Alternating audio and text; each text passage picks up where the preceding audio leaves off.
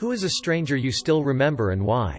The lady on my plane, I'm a flight attendant, who got really mad I gave her too much coffee and then poured it into the seat back pocket. I realized that day that some people will get mad at whatever they can, and there's nothing I can do about that. When I was probably 3 or 4 I went to the bank with my mom and she passed out flat on the floor while talking to the teller. An ambulance came to take her away and I remember well a woman who held me and comforted me as I watched firemen put my mom on a stretcher and in the ambulance. My mom was okay, just had low blood sugar. I still remember her voice and her face.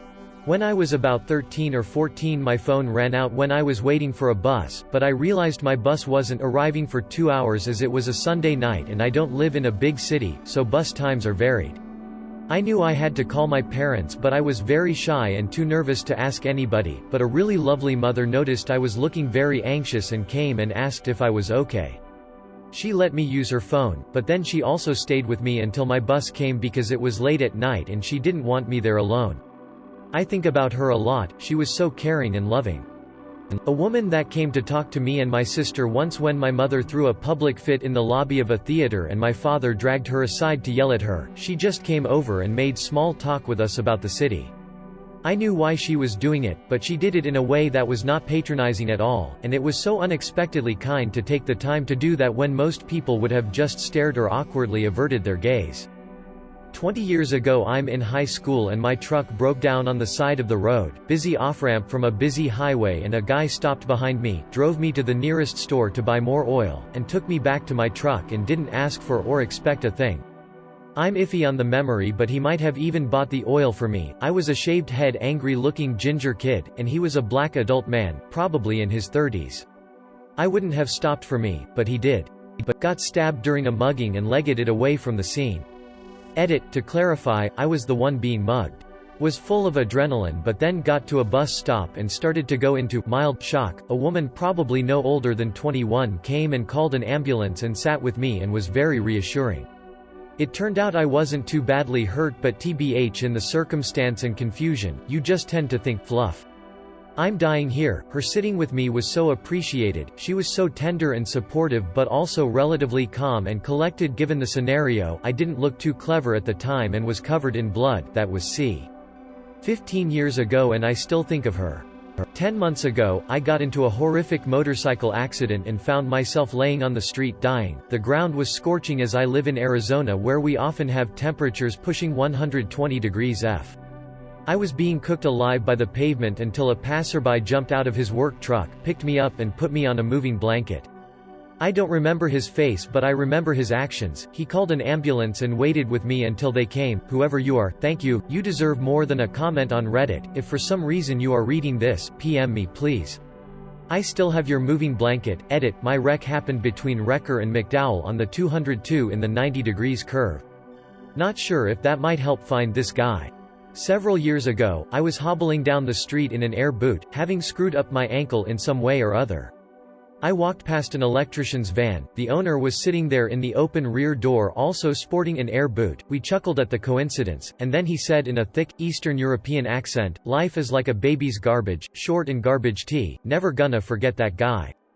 When I was a little kid, small enough to be in a shopping cart still, I remember being at Walmart with my mom and 2 sisters. This random black lady comes up to mom and says, "God told me to give this to you." She smiled at her and clasped some money into my mother's hand.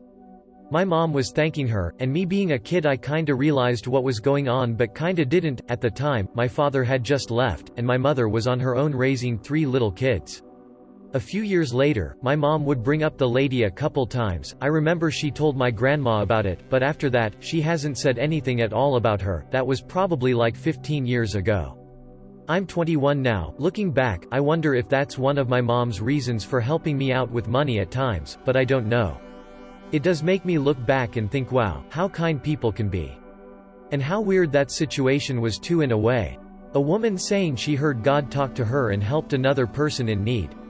My mother is super successful now, and she did most of it on her own, but she is super humble. I have many more weird and heartfelt stories about strangers, but this one came to my head first. Edit, whoa, thanks for the award, and the comments too. Glad to hear similar stories, kind people out there.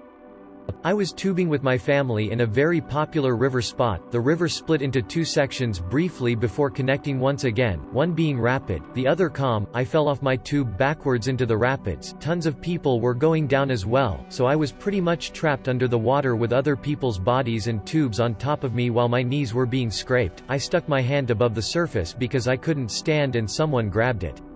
He lifted me out and began to ask if I was okay and if I needed medical assistance because my knees were bleeding badly. Me, being only 8, was shy and crying and didn't know how to respond. He cleaned my knee and his wife bandages them all while staying with me until my father came down the other side of the river to get me. I wonder where he is now.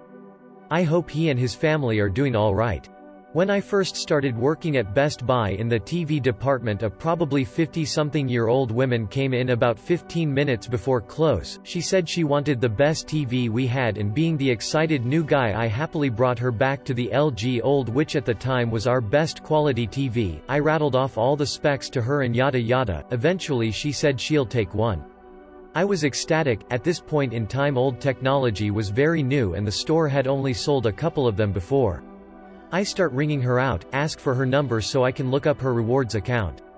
I notice her address is in Florida and trying to make conversation I ask, "What brings you to Rochester, Minnesota?" She replies, "Oh, I'm here for the Mayo Clinic. I have stage 4 cancer." Needless to say, that killed my happy mood right there. I said I was sorry about that but that she was in the best possible hands at Mayo. She agreed but told me she already knew she was going to die in a couple months and that's why she was buying such a nice TV, to view pictures and videos and experience the world as close to real life as her ailing body would let her. Eventually we got to the point where the register prompted me to offer her an extended warranty plan. Out of instinct I did and immediately regretted it. What would someone who only has a couple months left want an extended warranty for? Luckily she took it well and just laughed, saying that was a pretty good deal for a lifetime warranty. What she asked me next is what really stuck with me though. She said, "I obviously don't need a warranty, but if I buy it, does it help you at all?" I told her technically yes, because the company does track that stuff and it comes up during annual reviews, but she didn't need to buy one just for me, it doesn't matter that much, but she insisted and said whatever little thing she could do to help me out she would do. After going back and forth for a bit I finally relented and added it to the transaction. This is a good point to mention, the TV was not her only purchase, she bought tons of other things as well: soundbar, Bluetooth speakers, small appliances, router, etc. Her grand total ended up being over $8,000. Needless to say, this was my biggest sale up until that point. On top of that, she wanted to give me a $100 bill as a tip. I refused, saying she had already given enough and should spend it on herself. Besides, Best Buy policy doesn't allow us to collect tips. With my manager standing right there, she said okay, and we headed out to her car to load all the product up. After I had helped her load her stuff up, we went to shake hands and I thanked her for being so generous and wished her luck on her chemo treatment. As she pulled away, I looked down and saw the sneaky woman had dropped the $100 bill on the ground right in front of me. I yelled out multiple times as she was getting in the car. I tried to run up to her window, bill in hand. When she saw me in the mirror, smiled and just told her caregiver to floor it. So there I was, $100 richer and 1,000 times more humble. As a 17-year-old, she had such a profound impact on my outlook on life in such a short time frame, it's hard to put in words what that feels like. Rip Mary, I'll never forget you. 1. Helped an old lady find the right bus stop to get her home. I sat with her until the bus came so I could check with the driver that it was the right one. She told me I'm a good singer. She hadn't heard me sing but said she could tell by my voice I don't sing, and that she was going to tell her cat about me when she got home. Point 2. I had had a typical parent-teenager argument with my parents and went for a walk to get out of the house. I went and sat in the middle of some fields where 4 tracks met, did some crying, the usual. A truck drove up behind me, a guy got out, I thought my life was over. He sat down next to me but with quite a bit of distance, so I wasn't too worried. He offered me a cigarette and some advice before going on his way.